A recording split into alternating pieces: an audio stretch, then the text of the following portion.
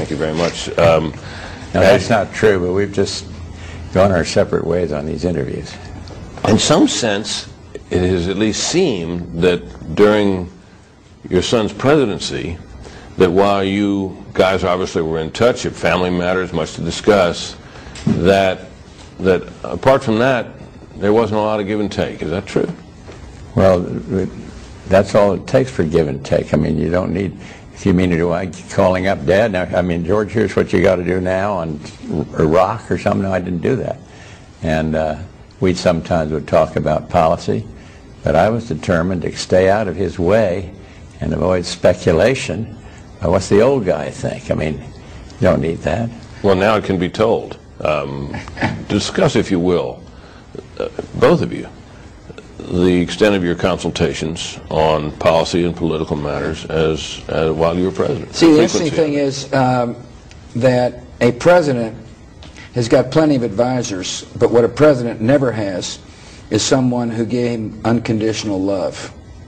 And therefore, when I talked to my dad, I was more interested in the father-son relationship.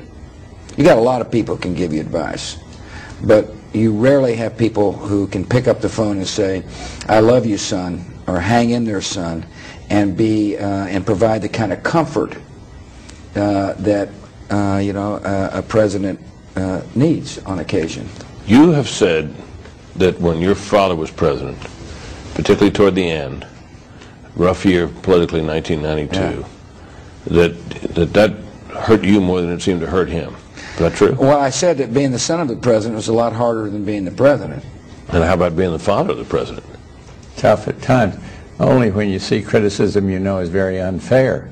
But I tried not to speak up. It might just exacerbate the problem for him.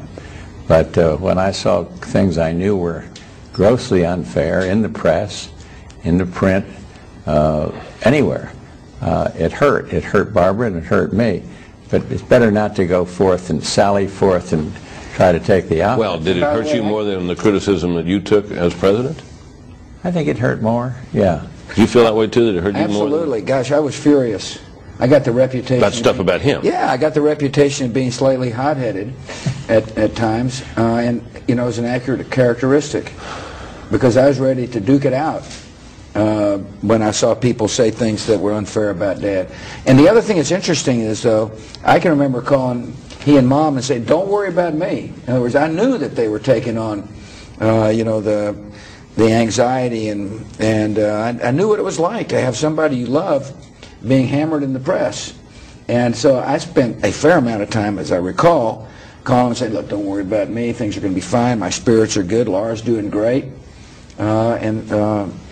I think people sit out there and say, "Oh, they must have had some kind of, relationship that is very clinical and, very advisory type stuff." But this is a loving relationship. This is, he's the head of a fabulous family. And whether it be me as the president, or Jeb as the governor, or Neil, Marvin, and Darrow, Dad's phone calls are not, "You must do this or that." His phone calls are, "I love you," and it's very powerful. Now, your son races days away from having been run. How do you regard his presidency? Very positively. And I think, why? I think history will, because you can make a tough decision and stay with it. I mean, he's been tested unlike any other president with this 9/11. So he passed the test. He can be just great too. He was almost too humble to be president. And when history finally gets objective, they will be able to say a lot of positive things about George Bush.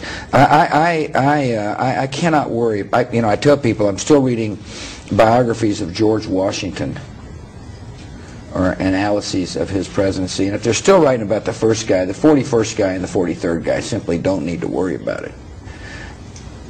We won't be around to worry about it, that's for sure.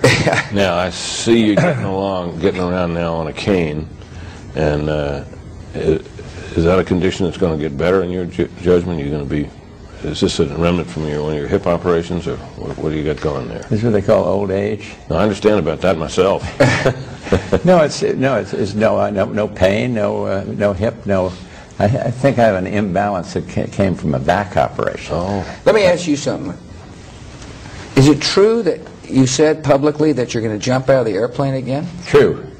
But that doesn't take anything but just going up there with some big, strapped onto some big golden knight or someone, and it's a thrill. You're going to have trouble convincing Mother of that. How about you? What do you think about that? You want him to do I think that? he's a nut to jump out of an airplane at age 70, 75, 80, and 85. I find it, actually, I think it's cool. I told you the reasons, though. You don't want to sit around just because you're an old guy drooling in the corner. And secondly, you want to send a message out to around the world, actually, because of the prominence of the presidency, that you can still do stuff. Old guys can still do stuff. Get involved in things. You can drool and jump at the same time. That's right.